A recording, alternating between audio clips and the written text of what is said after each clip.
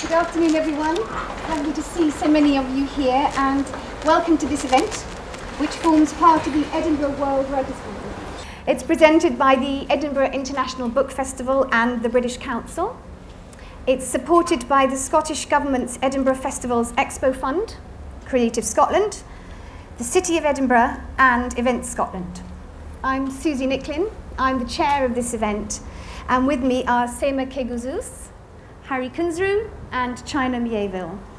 So I'm going to introduce the writers and the concept behind the conference, then we'll have a conversation here on stage, and then there'll be plenty of time for questions. Could I ask you to check, please, that your mobiles are switched off? If you want to tweet, that's fine. The hashtag is World Writers Conference, and the handle is EdWritersConf. So this project began 51 years ago here in Edinburgh, with a 5-day conference featuring 50 writers looking at the novel through the prism of 5 questions or polemical positions. Should literature be political? Censorship today? Is there such a thing as a national literature? Style versus content? And the future of the novel. We recreated this conference a year ago here at the Literature Festival, and that kicked off a year-long global project to put these subjects to writers and readers around the world. And all the writers here on the stage took part in one way or another. Sema Kegel, who is joining us today from Turkey, began her literary career by writing short stories and received 3 awards for her 3 collections. And she now writes across a range of genres. Her first novel, Prayers Falling on Earth, was translated into many languages and awarded the Balkanica Literature Prize and 2 awards from France, where it appeared as La Chute des Prières, with Act Sud in 2009. Sema's second novel, A Place on Your Face, was published in France as Ce lieu sur ton visage. And her latest book was published in Germany as Schwarze Galle and will be published in France next year. So that's one side of her career, but also she's a screenwriter. She was one of 2 screenwriters of Pandora's Box, which received the San Sebastian Golden Shell Award in 2008. And her first theatre play, Sultan and Poet, will be published very soon. She delivered a keynote speech for the Edinburgh World Writers' Conference in Izmir in Turkey in February on the theme of a national literature. And I really urge you to read this. She tackles complex issues of the writer's natural habitat of statelessness and inner exile, contrasted with her role as a representative of Turkey whenever she leaves the country.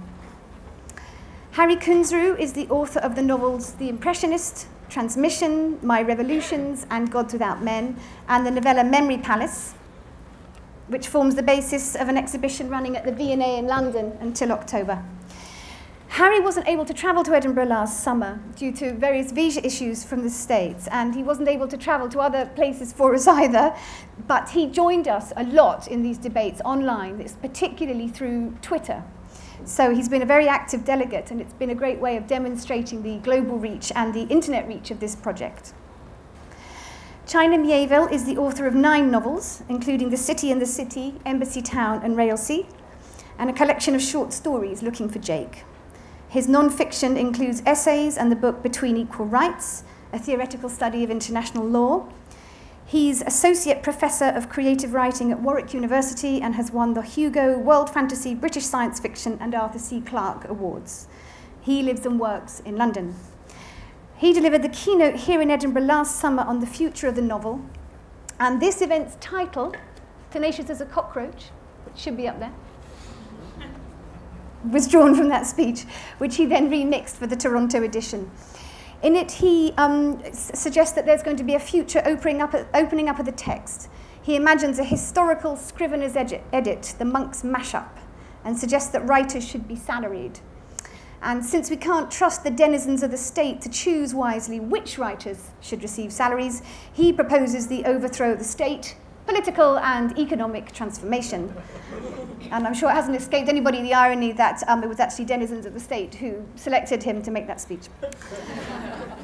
Hundreds of writers have taken part in the Nomadic Conference over this year. The website has all of the keynote speeches, interviews, blogs, comments. It's an exciting and thought-provoking record of what happened. And we've commissioned the artist Anna Lee to prepare a sound installation inspired by the passion with which the authors actually delivered their speeches. And you can hear that on speakers hidden in the trees in the middle of the gardens here.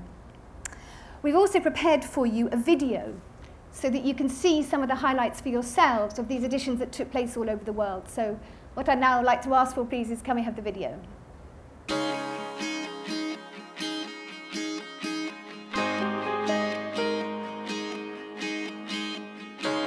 Welcome to this, which is the opening session of the Edinburgh World Writers' Conference 2012. I believe that our duty is to our reader and to the story we've agreed to tell. Technically, everybody in this room here is insane. One Palestinian raised in Jordan, the other English raised as a Muslim. None of this stuff disappears from history. Don't get obsessed with histories and legacies or markets or rules. Just hit those keys and let the magic happen. How should the novelist approach the novel? With ingenuity, with humility, with a hammer. Should the novel be political? I don't believe in should anywhere near art. Surely literature can also be fantastic by reflecting nothing we've ever seen before. Gemeinsamen Handlung, das zeitliche Gesehen. It goes together with the bourgeois individual. I don't know, I wouldn't. I immediately felt alienated at the idea of a national literature. And I don't think this was just because I'm an expatriate Indian who lives in England. I believe I'm going to stick pretty closely to that rule. You would then be, of course, sent to jail. In this country, one makes a political point. I wish there was an editor, so I'm doing it now. It's an honor also to share the stage with China. Here is one hopeful future. You may as well argue that you can have novels without character in them. It just doesn't add up. I'm delighted to be here. His blood will stain the heather. In such situations, black humour develops.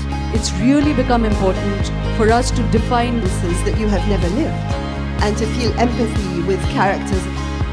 Conversation and can listen to one another. The writer for these books, and usually that's a housewife.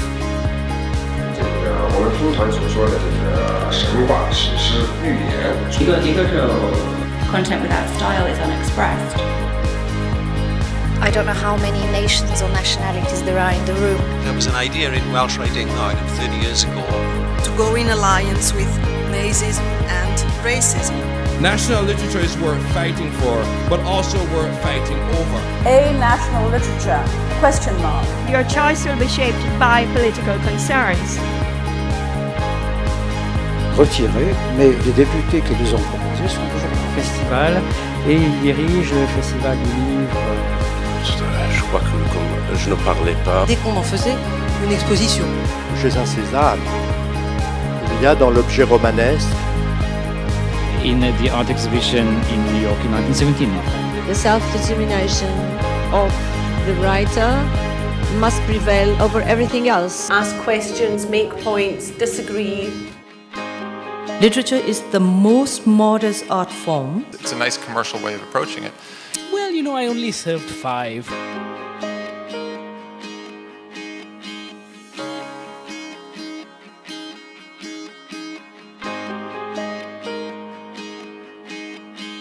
I think it's a very dangerous thing for us to go about trying to over-define what we consider to be a national literature, because what will happen is that then you just constantly reproduce this cycle of cliches of nationalism and of what people are constituted of.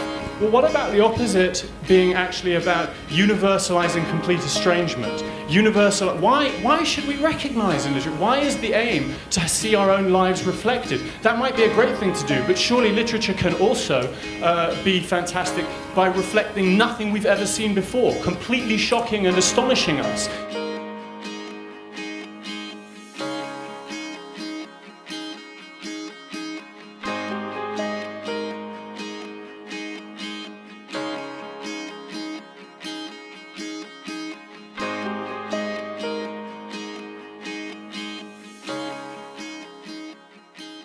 Thank you. So I hope you enjoyed that and it gave you a flavour of of some of what's been going on around the world. We've heard from a lot of the writers that this opportunity to internationalize their practice really has changed them, both in the way that they write and the way they approach their readers, imagining readers in other parts of the world.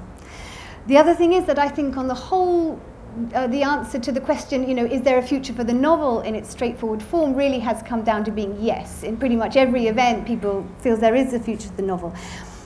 All the writers here have written novels, and they've also all written in other genres and been in the creation of narratives, politically as well as artistically. And when Sema made her speech in February, it was already obvious to the writers of Turkey that there were tensions on the point of becoming visible on the international stage. Could you tell us a bit about how that narrative unfolded? Maybe not through novels so far, but how things are happening for you and other colleagues. Novel also very important, occupy prime area cultural life of Turkey, but not alone as an artistic form. The people continue to write short stories and poems, and there are a lot of publishers continue to prefer to publish short stories book. But if we compare the European side, as far as I saw, some writers feel themselves forced to write a novel. Novel going to become a border, going to become a capitalistic object, and the novel very elastic form and contains a lot of forms together. And then maybe it's easy, maybe generally publisher prefers to public novels because there is something circle, very invisible circle. Publisher manipulate reader manipulate bookstores manipulate magazine or media again. This is, I make a speculation. For me, it is not a big problem because I always feel myself completely independent, and I'm writing short stories, script, and a lot of kind of forms. I always try to make new things, and I think that novel is not an invention. Novel is a discovery. The human being discover it in tragedy, in Boccaccio's text, in things, in mythologic text, everywhere, and they created it again. They discovered and created it again. In Turkey, also there are a lot of foreign writers translated into Turkish. I think 50% of publisher life, and the novel novel is not a border, not a limit. I see some writer, if they want to exist as a writer, they feel themselves, I have to write a novel, but it is not good for novel arts because it could be only possibilities. Right. One of the things that Adaf Swave said when she gave her keynote speech on should literature be political was, I thought it was very memorable. She said, how can you, if your gift is narrative, how can you absent yourself from the great narrative of the world? And maybe you can talk to us a bit about how people are creating a narrative in Turkey at the moment. Especially, I have to say, firstly, the powerful artistic issue always contains very powerful new idea of politics. But we cannot see all propaganda, all politic demonstrational movements contains very important artistic idea. In Gezi Occupy, I think the most important aspect of these demonstrations was it was a big artistic performance, and people came together with their individuality, not their ethnics or society groups, or not their special, because the government always separated us as you are Alevi, you are Armenian, you are Kurdish, you are secular people, Kemalist, you are completely conservative people. No, people never listened them, and they came together only for one only for one issue. I am free person. I am who I am. You said something to me backstage. You said, for the first time, I feel I have a country, which was a very startling thing to because before time I always felt myself alone as a feminist. We were small group. We always go out and we yell the women rights, but only 100 women, and the other look at us hopelessly. And then when we made something for environmental, we were always very small group. But at this time, all kind of thinking came together, and very important, I said, the memory of people who died, 5 persons died, and blind and injured, 8,000 people injured by police brutality. And I said, in memory of, they never wanted the power from government. That's so it was not opposite way. It's completely independent movement. And then they said, I am here. I am here, very important political thinking at this time, I think. Right, so you were saying that you felt that there's this performance that's been created by all these different groups and all these different parts of society coming together to form a country almost. Yeah, and I saw my country. I didn't have a country. I always felt very alone. I always tried to find a place only for myself, everywhere. It could be everywhere on the world. And I find my home in Turkey because I saw my friends. And then the people began to create new topos. Topos, a local area. It's very traditional area. The topos we can see in village, in small towns. And people began to use the new idea from their topos. And before time, I saw some curator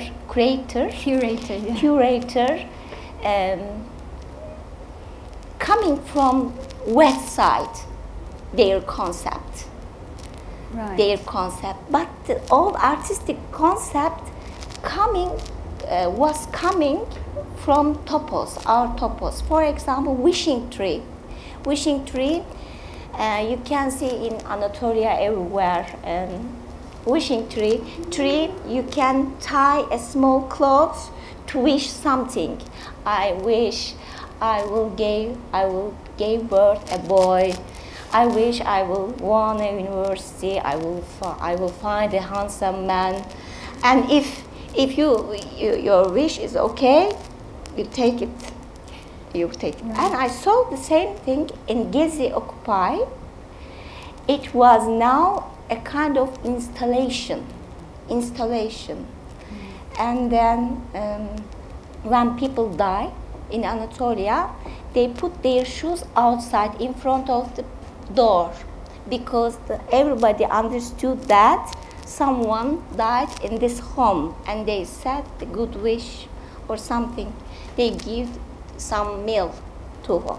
And every park in Turkey now, there are 5 couple shoes to memory of died people. Right. This was it's a very special artistic installation, and then political movement. Very peaceful, very silent, but very emphasis, very emphatic, very emphatic. And you think that this will start to feed through to the literature of Turkey, that as people are starting to make written records? Yeah, people wrote and published 20 books 20 books about Gezi, Occupy, and now it's look like a memory, look like narrate, historical, right? Very small historical. I think it is a kind, all of things, a kind of grape, raisin, grape, yeah, grape. Okay. We will drink our wine about Gezi Park in 10 years. Right. And there are a lot of sing about Gezi, 97 new song. Right, songs. Yeah, songs and theater play and musical and dances about Gezi. There are a lot of artistic issues about Gezi. It's very, very colorful and very new for me. Thank you. Great. Well, we'll look forward to, yes, to when, as you say, when the wine is fermented and ready and out of the barrels and into the bottles of the novels and short stories, to reading about it. I think there's also been a revival of interest recently in the compiling of narrative through objects. I was thinking of, the British Museum's History of the World in 100 Objects, for example, or big blockbuster exhibitions, people creating for themselves this storytelling. It's really very, very popular in a way that I'm not sure that exhibitions before some of these, especially like the 100 Objects, were in the forefront of people's minds. And Harry, I was thinking about your novella, which kind of does the opposite, doesn't it? That you provided the narrative thread first, and then you had 20 artists. How was that? How was it, first of all, to be commissioned to write it, and then to see it coming to life? Well, so I should say something about how it happened, which the V&A hadn't apparently commissioned a graphic design and illustration show for 15 or even 20 years, and so. The obvious thing to do would have been to take pre-existing work and put it on the walls, and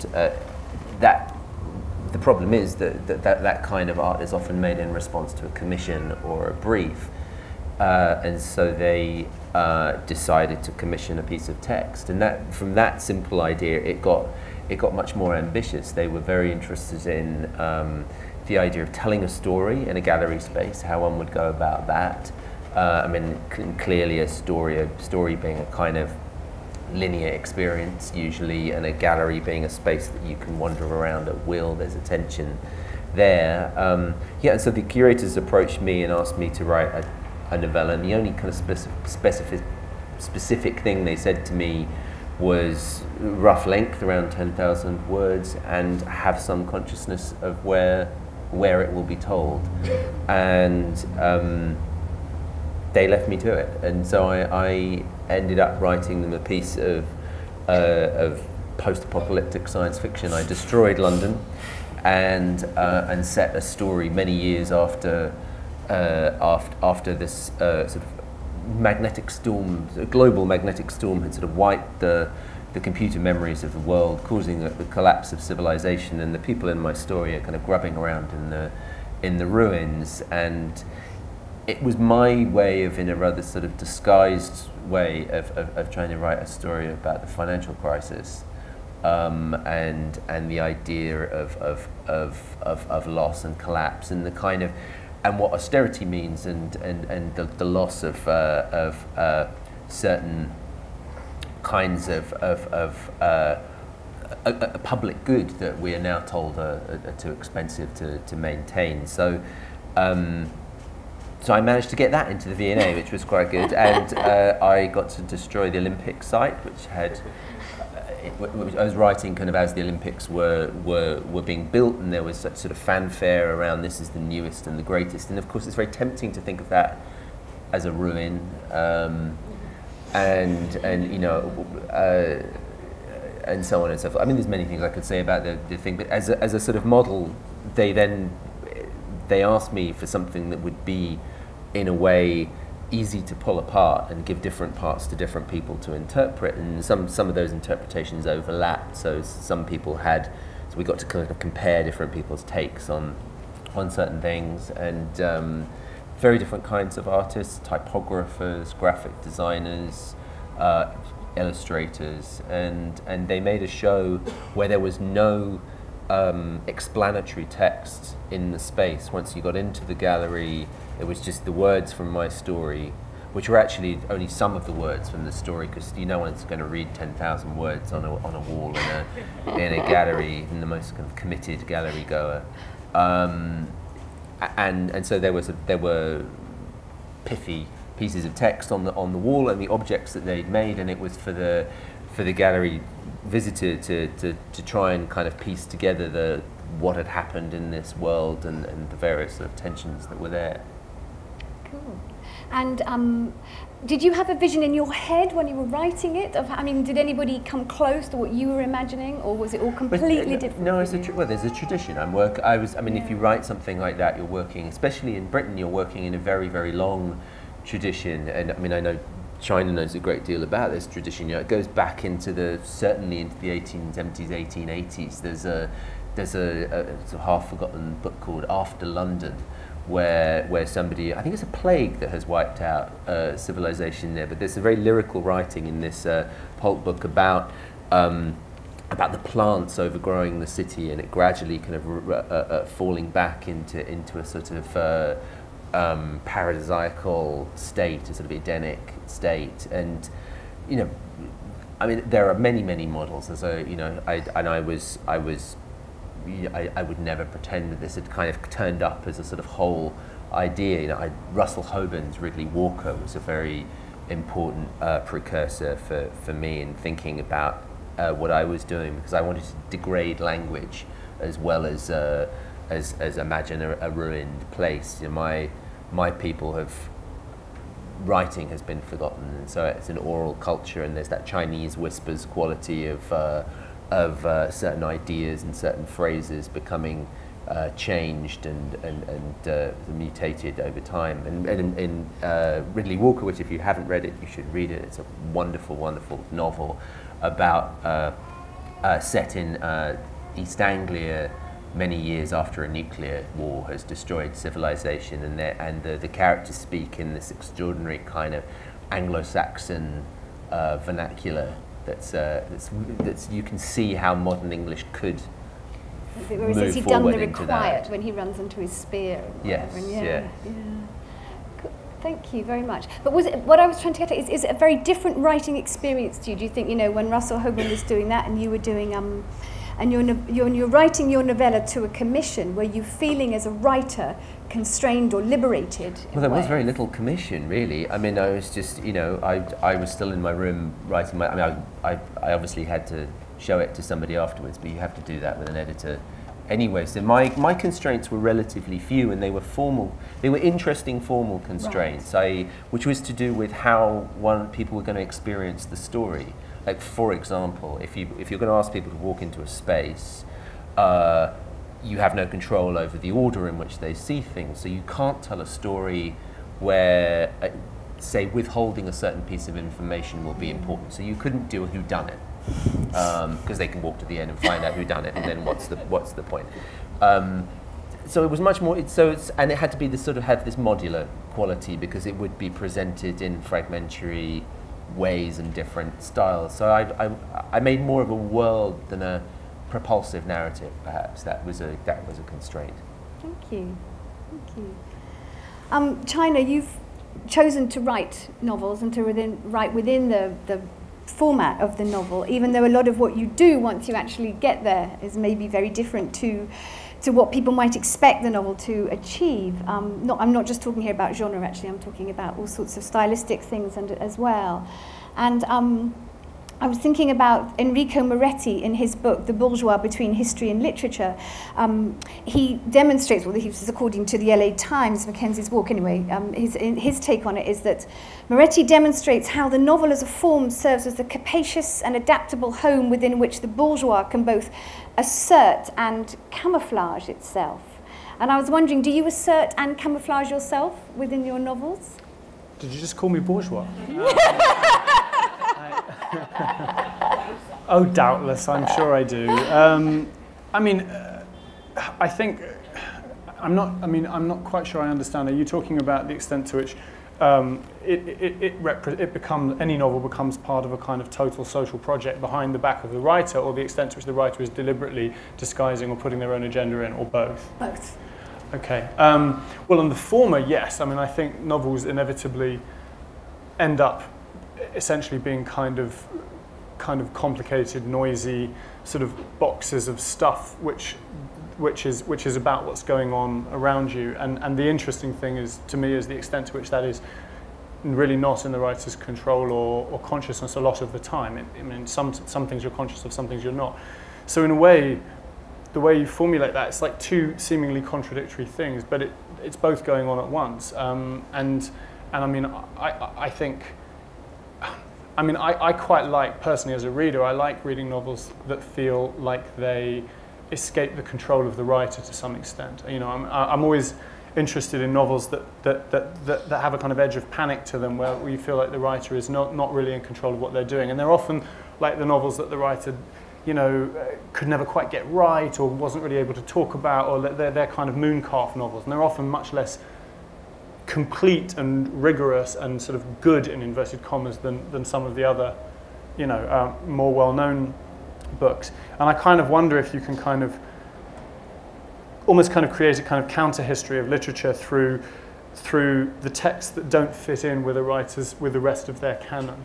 So, you know, there's the example I often reach for is The Island of Dr. Moreau, which Borges described as an atrocious miracle. And it's like, in certain ways, it's classically Wellesian, but actually in other ways, I think it really is like this kind of broken tooth in a mouth.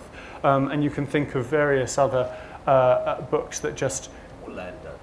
Yeah, thank you. Exactly, Orlando. That's an excellent example. I have a whole list in my notebook somewhere, but it's not that notebook.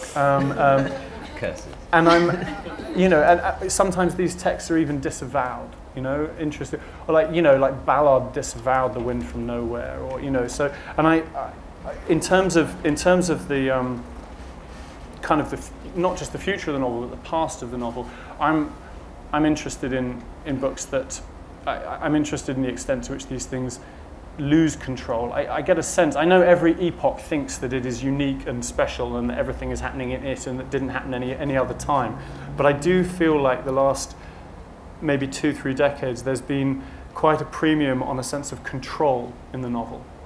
And I'm quite excited because I get the sense that control is beginning to spill out of the control of an increasing number of writers, and this seems to me to be entirely a good thing. I suspect you could probably trace it to things like the financial crisis, among various other things.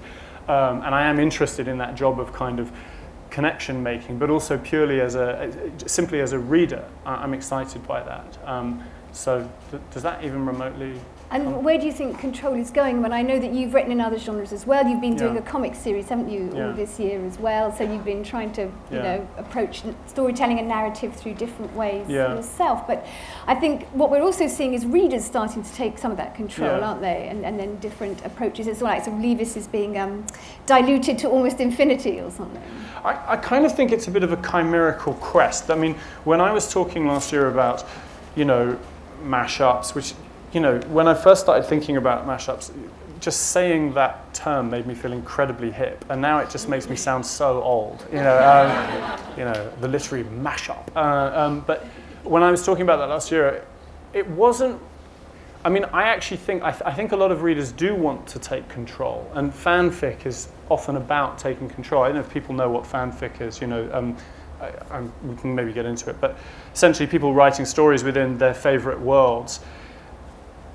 It's similar to what I was saying. I mean, I'm much more interested in that to the extent to which it can't be done. So there does seem to me to be something that this quest for control. I'm interested to know what you mean by control. Do you mean something formal? Do you mean like say a controlled work would be Raymond Carver short story that has been stripped down and is very sort of precisely pitched, or what do you mean by control? I think what I mean is a sense that the agenda that the story thinks it has for itself, which is my way of trying to kind of square authorial intent and a kind of relatively straightforward transmission of social stuff, that agenda becomes uncontrollable, and so the story starts to kind of pull in different ways.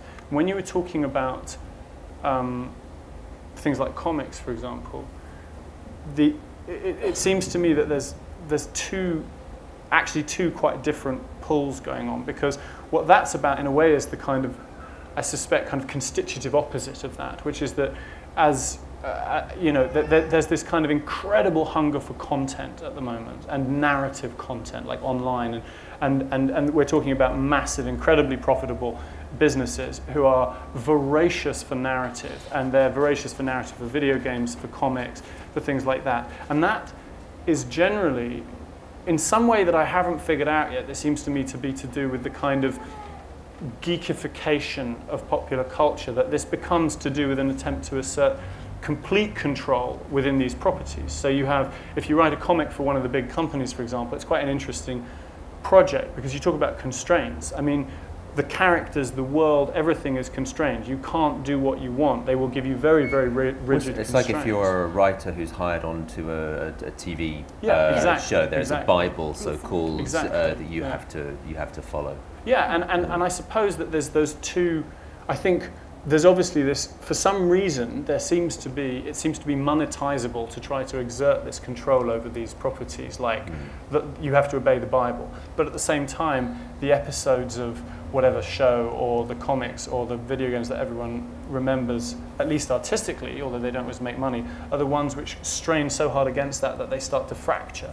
So I think, I mean, I know I'm being very evasive in answering your question, but it's because I don't really know. I'm kind of groping for it like soap in the bath.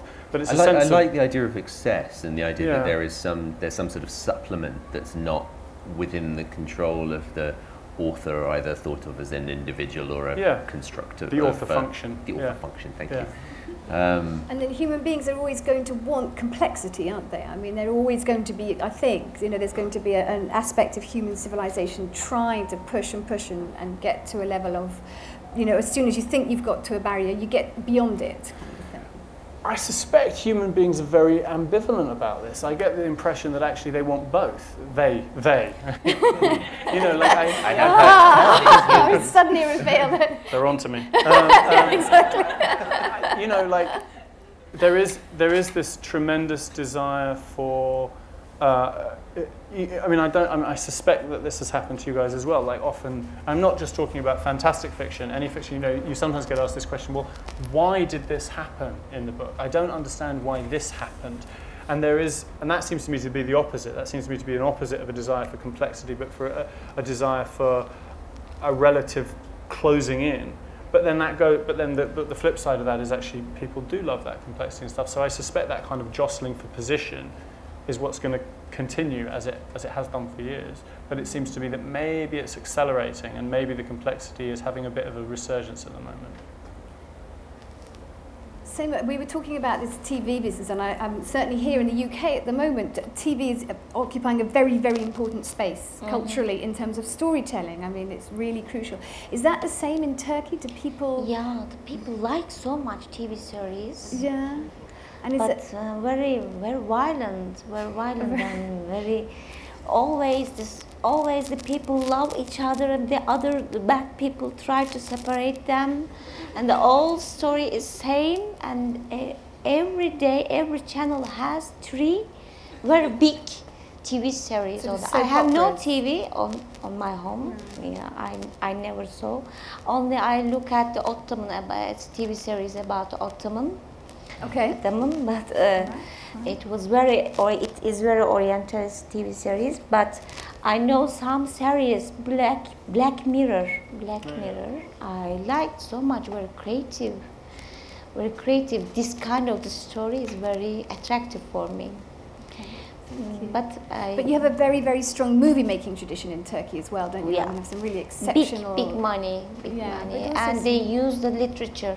Yeah. They use the literature, they exploit the literature's book and changed, and they inspired and changed, and they make all good literature book very marketing ideas. Yeah, it's not good in Turkey. I don't like.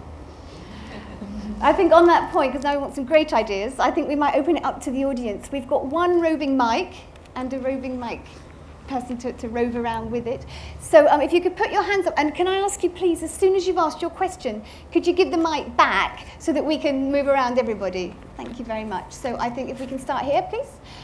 And if we can keep the questions short and snappy, then we can get through everyone. Thank you. Hi, China mentioned fanfic, and I was wondering if you could talk a bit more about that, because I've been doing some studies on sort of fan fiction as a consciously socio-political act, and I'd be interested to hear more of what you have to say about it.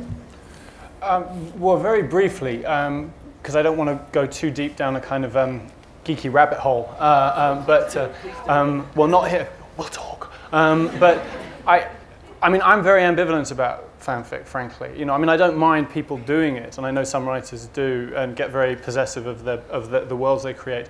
And it seems to me that fanfic is essentially a variant of kids, you know, tying a tea towel around their necks and pretending to be Superman, you know, or whatever it might be. So I'm so sorry. Fanfic is when people write stories that are set in the worlds of their favorite books, essentially. I'm sure that definition is making you wince with pain because you're so much more sophisticated about it because you've been studying it, but that's broadly speaking. You take your favorite characters from Harry Potter and you tell your own story about them, or whatever it might be. It troubles me at least as much as it interests me, and I don't want to sound judgmental about this. Whatever, you know, people enjoy doing is entirely up to them, but there is something, I would much rather as a reader read something new, essentially. So from the selfish perspective of a reader, if there's this kind of creative energy going into writing, and I understand, you know, people may say, well, that's what gets me up writing in the morning, great, but I would rather read something set in an entirely new world. So I know there's a lot of work being done on fanfic at the moment, and a lot of that's very interesting. For myself, it is not particularly what rings my bell as a reader or a writer, to be honest. Okay, can we have this in the front row? Thank you. Hi, as a writing student, I get like a list of 60 books every time I come out of a lecture that I should read, and particularly with the new global view of literature and of the novel, the list gets longer and longer. So as a writer, what does the role of reading play in a global perspective? Sema, do you want to think about as a writer? I always think as a reader, and when I read a book, why I read a book, I ask myself why I read a book, what is my pleasure to read a book, and I think that I remember what I know. When I read a book, I remember what I know. Someone asked Bach, a big compositor, how do you write this music? And he answered that, I don't know, I remember from here. And in Anatolia, I saw a young girl. She made very special clothes, and it was amazing. Color came together, and I asked her, "How do you know this creative idea? Who teach you?"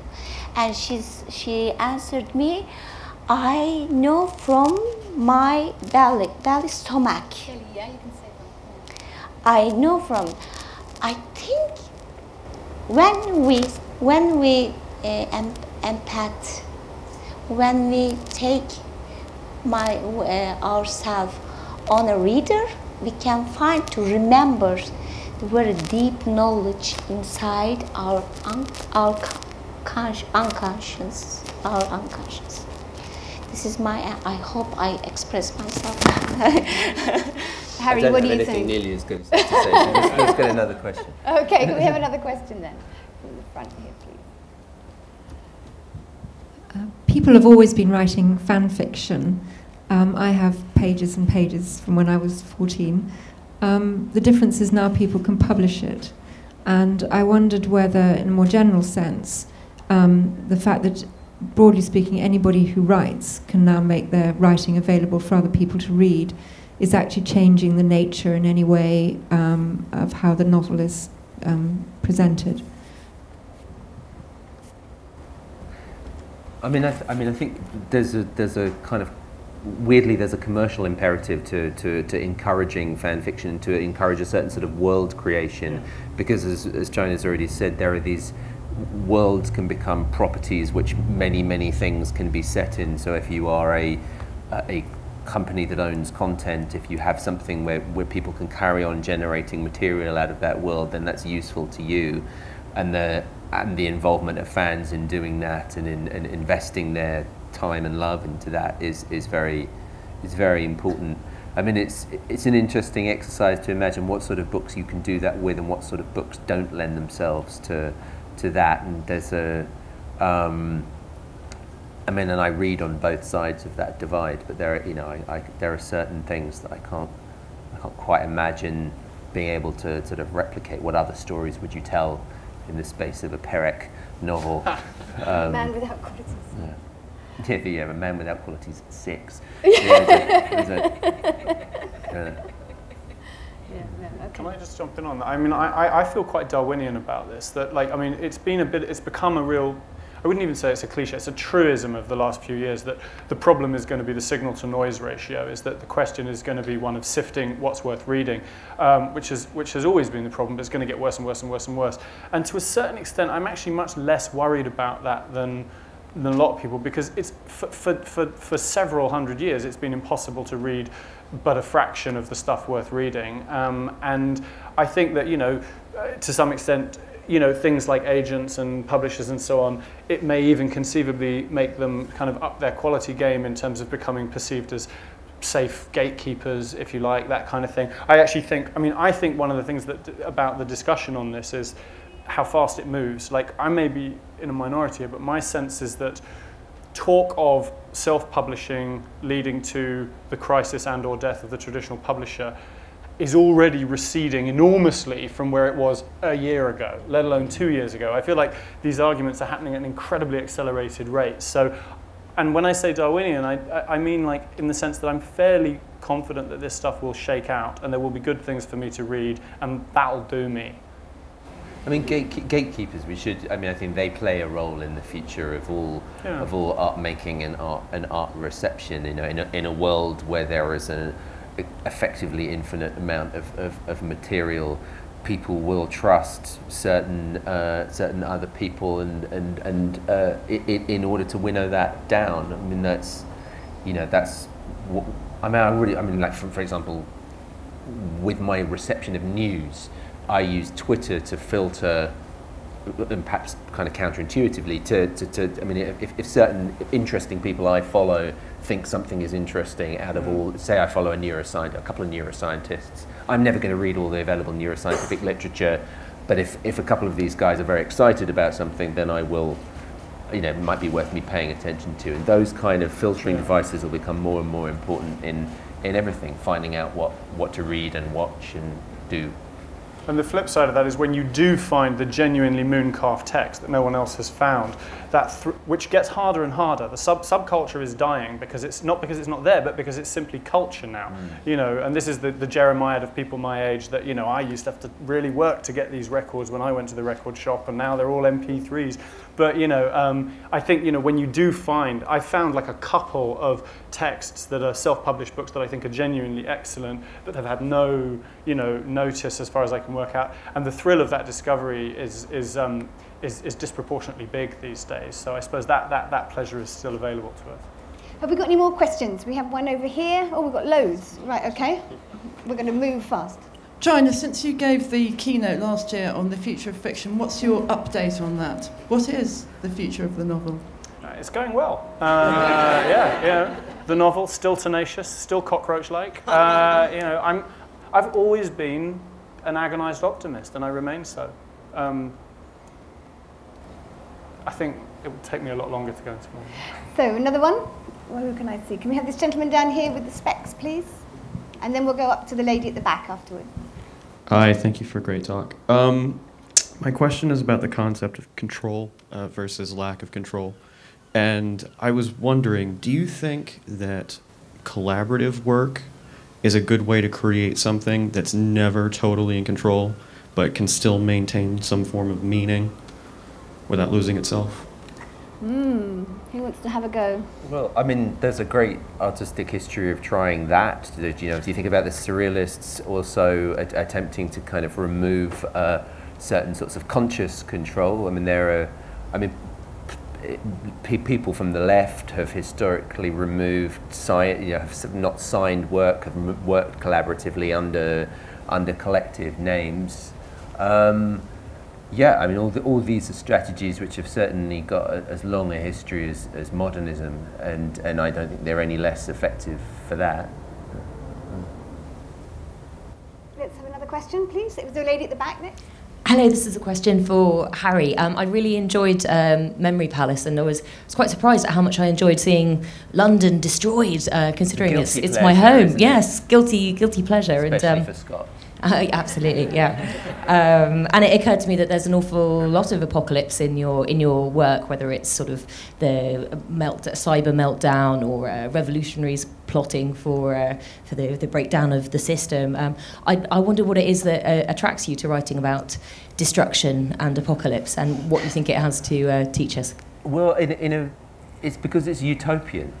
I mean, I think there's a moment.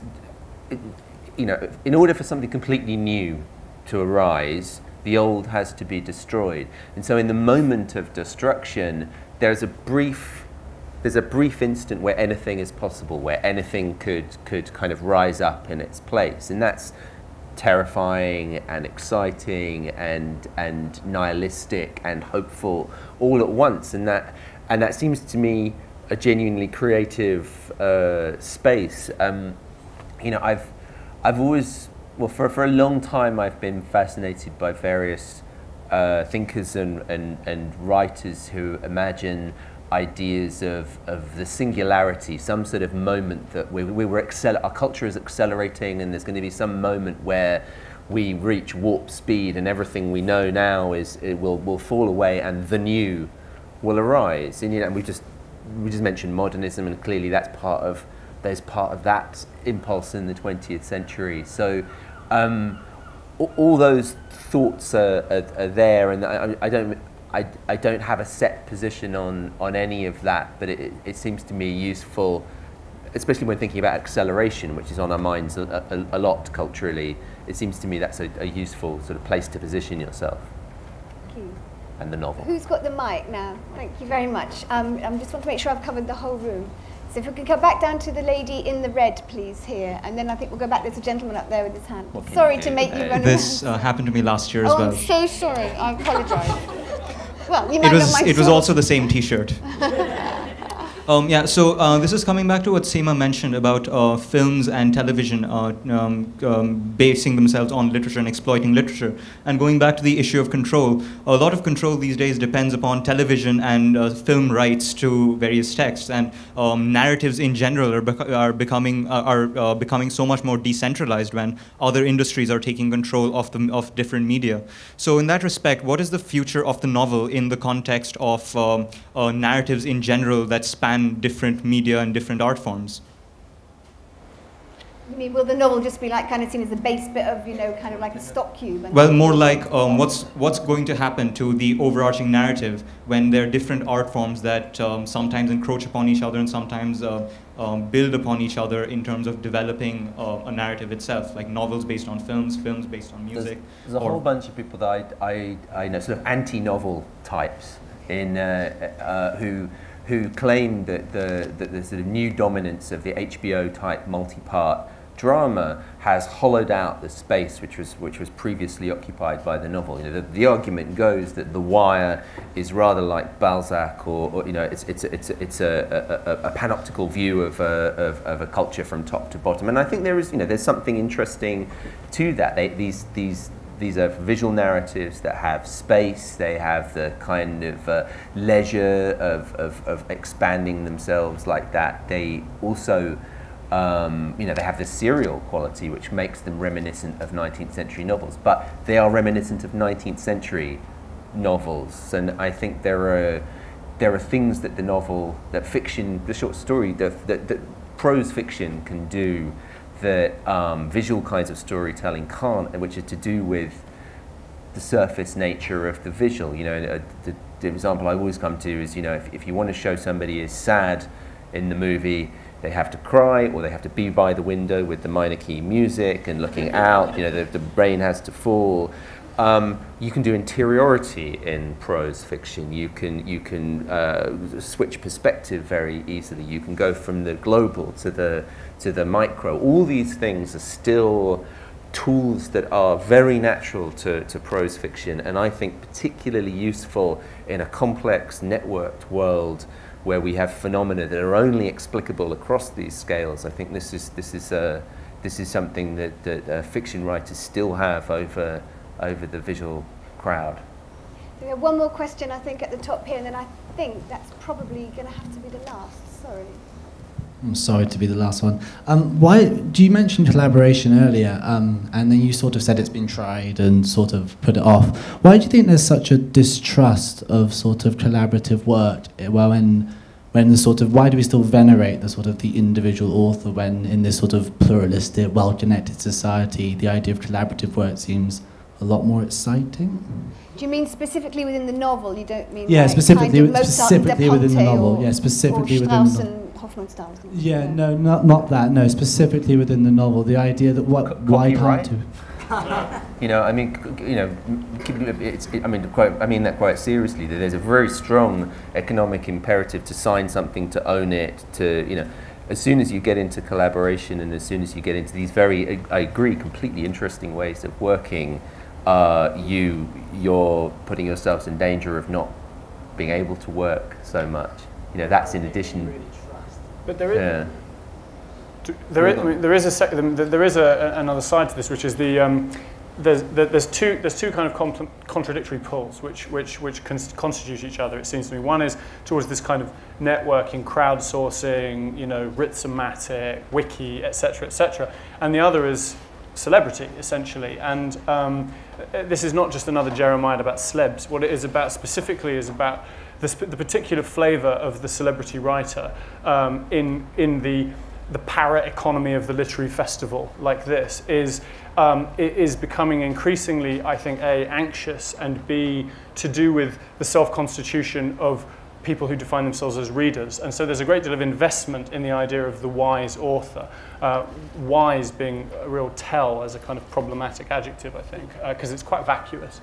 So I think essentially that kind of veneration for writers is sometimes to do with the self-flattery of people who are increasingly culturally concerned about their locus as readers. It's a kind of backhanded, mediated self-compliment, I suspect. So on that note, I think we have to probably wrap this up. I think that what we've ended up with is, I feel we've ended up with Cornelia Parker's shed. You know what I mean? We're at exactly that point where either we're going completely out of control, according to China, or with Sema's image, this wonderful image of Turkey actually doing it the other way around and coming together as a country. So thank you to all of our three fantastic speakers for all of their insights this evening, and thank you very much for being here.